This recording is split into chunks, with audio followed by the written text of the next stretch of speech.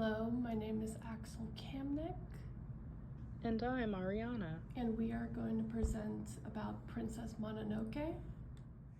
So, the most important thing to first talk about is Shintoism. It plays a big role in the movie. So, Shintoism derives from the word Shinto, meaning the way of the gods, and it's a religion that's native to Japan that worships gods, also known as kami, and spirits. They believe that there is spiritual energy in everything around them, both animate and inanimate objects, especially within nature. One of their central ideas in this religion is the coexistence and balance of kami in humans, right? And in Japan, millions of Japanese people participate in the worship by visiting shrines of different gods and praying. Though it isn't specifically limited to just shrines, there are many other rituals that can be conducted, like purification rituals. Those are the most common, which cleanses like the body and the soul of impurity. And there are about 80% of actual Japanese people who don't specifically believe in the religion, but still participate in these rituals and worships. So the next thing we're going to be talking about are the important characters and their roles within Princess Mononoke.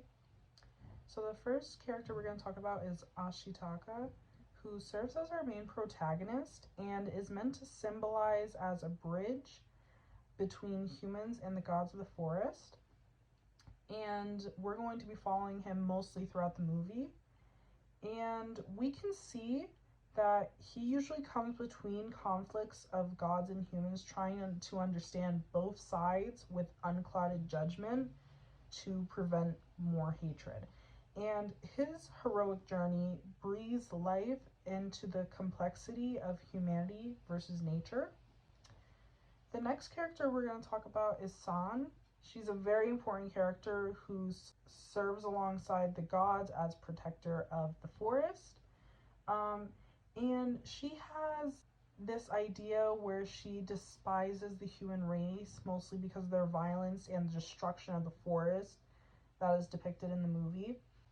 And I believe that she represents humanity's potential if humanity decided to let go of itself and just coexist only with the forest and not evolve. And she joins our protagonist on his journey, sharing her views of humanity and ultimately joining forces to save the forest for those who intend to kill the gods. And our third and final character is Lady Iboshi. She's a very complex character and she serves as the main antagonist of this story as she cuts down the forest in order to take resources to make iron in her town that she has. And what's important is that she's kind of misunderstood because she has good intentions. She provides shelter and jobs to the sick, and she employs the women who were once slaves that she bought out and makes them work to make iron and meet the quota. However, she does disregard the forest and the gods and uses the iron to make weapons that will aid and breed more hatred. So now we're just going to take a brief overview and examine the depictions of Shintoism in Princess Mononoke. So the first thing that happens very early on in the movie is depictions of rituals in Princess Mononoke, such as the burial and death rites ritual that were conducted by the people of the village after the death of the boar god.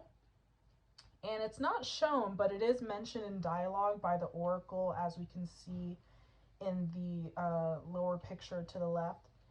And we also do see her a little later in the movie conducting a ritual to understand Ashitaka's curse and basically what his fate ultimately is. And also within this movie, we can see the manifestation of Shintoism. So the first thing we see is that the forest is depicted as a sacred space where gods slash kami and spirits live. And there are manifestations of these spirits and gods, such as the Kodama, who are the little spirits of the forest that are in the upper right, and Moro, which is the wolf goddess. Though we don't see depictions of this in the movie, it is important to explore that there is sacred energy within the forest. And there's a scene where Moro and Ashitaka are talking, and Moro mentions that the forest cries out for the sacrifice that the boars are making. And this implies that the forest is alive, or at least has some sort of sacred energy that gives it a voice that only gods and spirits can hear. And the most important part is at the end of the movie, we can see what the true practice of Shintoism is.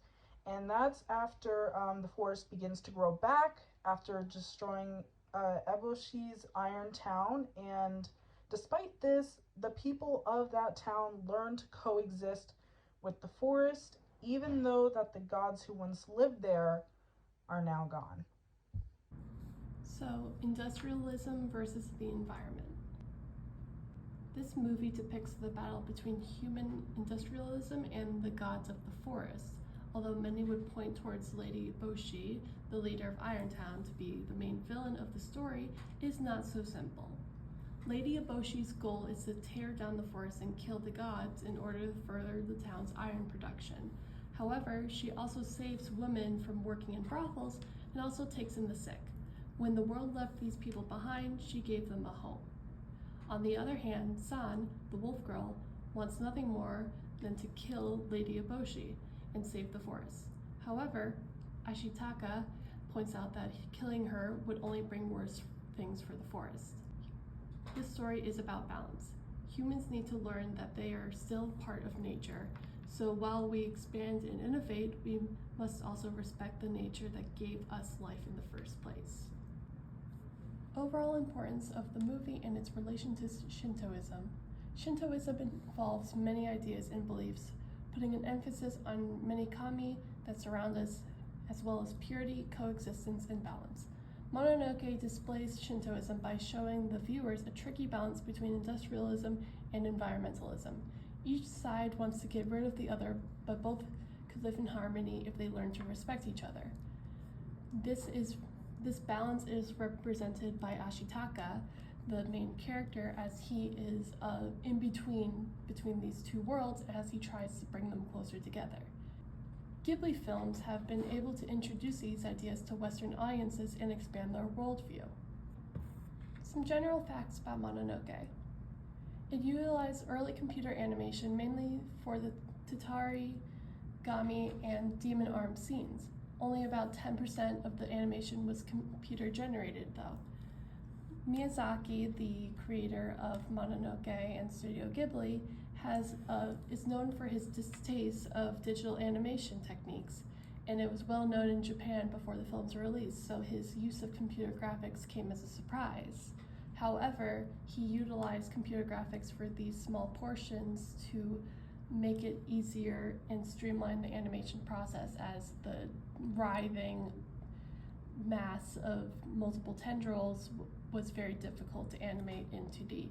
The 3D technology was made to specifically mimic the hand-painted 2D animation style. This film had a budget of about 2.35 billion yen, more than double any Ghibli film at the time, and it was by far one of the most expensive animations made in Japan at that time, and it used about 144,000 animation cells, 80,000 of them being keyframes, and 80,000 of them estimated to be drawn and or modified by Miyazaki himself so that the film would have that iconic look. To put that in perspective, making a few seconds of animation with cell work can take For context, to make one animation cell is you have to draw the line art and paint underneath it. And this, depending on the scene, can take from a few hours to a full day to just make one or a few animation cells. So the amount of animation cells made in this film is extraordinary. That's it, and thanks for listening. Thank you very much for watching, and I hope you enjoy the movie.